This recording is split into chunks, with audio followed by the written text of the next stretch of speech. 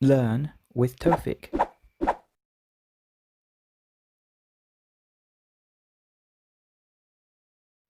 Let's take a look at the IELTS marking scheme, and all of you guys should be aiming for a score of 9.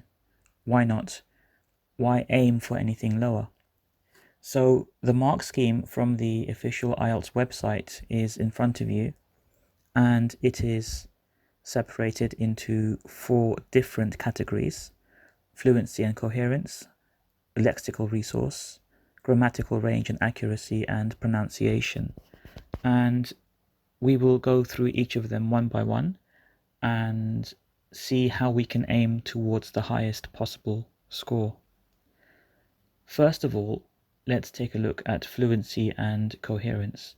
So the mark scheme says the candidate speaks fluently with only rare repetition or self-correction, and any hesitation is content related rather than to find words or grammar, and speaks coherently with fully appropriate cohesive features, and develops topics fully and appropriately. And we can break these down bit by bit. So speaking fluently with only rare repetition or self-correction, this simply means that you've practiced speaking very often and you are not having big pauses and you are not needing to repeat yourself again and again. If you have been practicing this a lot, I hope you will be able to achieve this in your exam. The next point, that any hesitation is related to the content rather than to try and find words or grammar. Again, with good practice, if you have been speaking, doing practice questions and recording yourself with the answers, then this should be okay by the time you sit the exam. So when it refers to content related hesitation, this refers to actually answering the question. In the same as your native language, sometimes there might be a pause to answer a question. These kind of pauses are absolutely okay.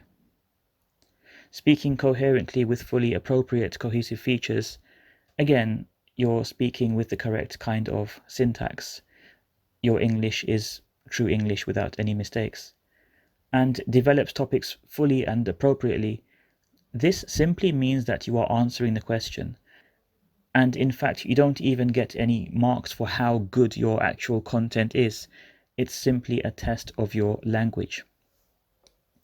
The next category is the lexical resource, and this refers to vocabulary and idioms.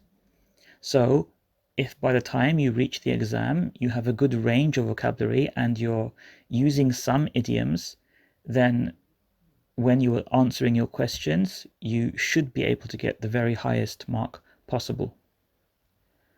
The next section is grammatical range and accuracy. And the first point is the candidate uses a full range of structures naturally and appropriately. And secondly, the candidate produces consistently accurate structures apart from slips, which can be characteristic of native speakers anyway. So, using a full range of structures naturally and appropriately.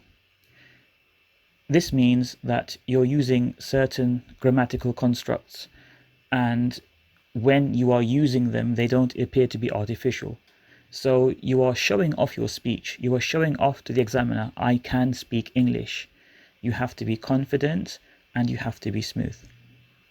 Produces consistently accurate structures apart from slips, characteristic of the native speakers anyway. Again, so if you do make a small slip in grammar, this might be a slip while you're thinking, and even native speakers can sometimes do this sort of mistake. The final section is pronunciation, and there's 3 points here. Uses a full range of pronunciation features with precision and subtlety.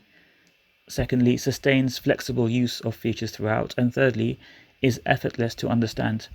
So on the pronunciation section, actually, to combine all 3 of these points, if you are pronouncing words correctly, you will get a very good grade.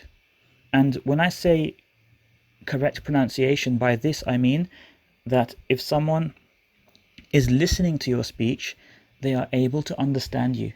You don't need to worry about your accent. You don't need to sound as though you are British or American or Canadian or anything like this. You just need to speak without making mistakes. And for the exam, you need to be practicing on a regular basis. Listen to a native, record yourself, listen to yourself, and compare the differences. Then ask a native to try and correct and to coach you according to these differences.